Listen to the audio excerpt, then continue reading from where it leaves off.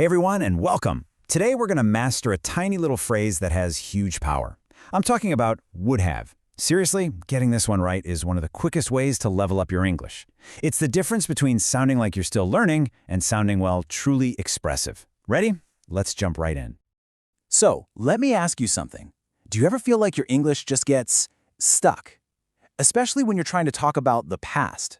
You know, you're thinking about something you wish you'd done differently, or maybe a choice you could have made, and the words just, they don't come out right? It feels awkward, right? You just can't quite express that regret or that what-if moment. Trust me, it's a super common frustration.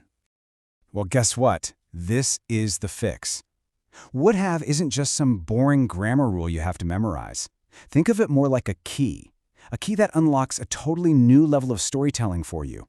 Suddenly, you can talk about regrets, missed opportunities, all those daydreams, and you can do it with confidence. This is the real secret to adding that depth, that emotion to your conversations. Okay, so let's get into the grammar. And I know, that word can sound a little scary, but I promise this one is surprisingly simple. There's no fear here. Let's just break down this secret code together. All right, so what's the actual structure? Get ready for this. It's just would have plus the past participle of a verb. That's it. Seriously, it's that simple. So you get phrases like would have gone, would have seen, would have tried. It's a really consistent and powerful little pattern once you see it. Okay, so when do you actually use this phrase? Well, this is where it gets really useful. There are basically three big situations. First, for expressing regret. You know, that feeling of, I would have studied harder. We've all been there. Second, for missed opportunities, like he would have joined the team if only he had applied. And third, for imagining different outcomes in the past.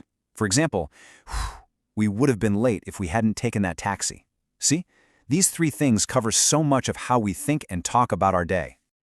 All right, so we've got the rule down. Now let's talk about a few common little traps that almost everyone falls into at first. Once you see them, you can just step right around them. Let's fix them before they even happen. Mistake number one, and this is a big one, is using the wrong verb form. It's so tempting to say something like, I would have go. But remember the rule? It's always would have plus the past participle. So it's never would have go, it's would have gone. Not would have see, but would have seen. You get the idea. That past participle is crucial. Okay, mistake number two is all about timing. It's mixing up the past and the future. Here's the deal. Would have is only for the past. It lives in the past. It never, ever talks about the future. So if you're talking about tomorrow, you can't say, tomorrow I would have finished. That just doesn't work. For the future, you need will have. Tomorrow, I will have finished. It's a small change in words, but a huge change in meaning. And the third mistake, this one is about leaving your listener hanging. Imagine you just say, I would have bought it. The other person is thinking, and? You would have bought it what? It's an incomplete thought, right? Most of the time, these sentences need an if part to give them context. I would have bought it if I had the money. Now we have the full story. That little if clause makes all the difference. Okay, you know the rules. You know the mistakes to avoid. Now comes the fun part. It's time for the training montage. Let's turn all this knowledge into a real skill you can use. So here are 4 really fun, easy ways to practice this every day. First, play what I call the regret game. At the end of the day, just say one thing you would have done differently. Super simple.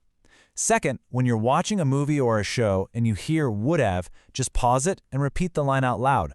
Copy the actors. Third, ask your friends what-if questions. What would you have done if? It's a great conversation starter. And fourth, sing it out. Find songs that use the phrase. Music is an incredible way to make grammar stick in your brain. The point is, these are supposed to be fun, not homework. You know, all this theory is great, but let me tell you a quick true story that shows you what this looks like in the real world. I had this student, Maria. She was brilliant. She knew all the grammar rules, but when she spoke, she just felt robotic, unnatural. She was totally stuck in that learner phase. So one day, we were doing an exercise and I asked her, Maria, what would you have done if you missed your flight? And you could see this little moment of panic in her eyes. And then she just blurted out the first thing that came to her mind. She said, I would have cried. And the whole class just burst out laughing, but in a good way, because it was so real, so human, and it was a perfectly fluent, natural answer. And I'm telling you, from that one moment, her confidence just took off. And that's really the heart of Maria's story, isn't it? It's not about learning 1,000 new words or 100 complex grammar rules. Sometimes it's just about mastering one single thing. One powerful phrase that opens the door to genuine expression. It just goes to show that focusing on the one right thing can make a huge, huge difference. So, you might be thinking, okay, this is great, but how do I actually make this a habit? Well, I've got you covered. Here is a super simple plan. It takes literally 5 minutes a day. You can totally do this. Okay, here's the 5-minute routine. In the morning, maybe while you're brushing your teeth, just say one regret from yesterday. I would have woken up earlier if my alarm hadn't, whatever. In the afternoon, on your lunch break, ask one what-if question. To a friend or even just to yourself. What would I have done if I lost my wallet? And then in the evening, before bed, just write down one single sentence about a missed opportunity. I would have joined the gym if. See? These tiny little actions, done every day, build up to massive fluency over time. And what's the reward for all this? Why should you even bother? Because the payoff is absolutely huge. We're not just talking about passing a grammar test. We're talking about you sounding more fluent, more natural. We're talking about you being able to express complex feelings like regret and imagination, just like a native speaker. You're going to feel so much more confident in conversations. And hey, you'll finally understand what they're saying in those movies and songs. All of that from just this one little phrase. So, let's wrap this up with your very first challenge. Not tomorrow, not later, right here, right now. I want you to think for a second. What is one thing you would have done differently today? And don't just think it in your head. Say it out loud. Go on. Your journey to mastering this incredible phrase, it starts right now with that one sentence.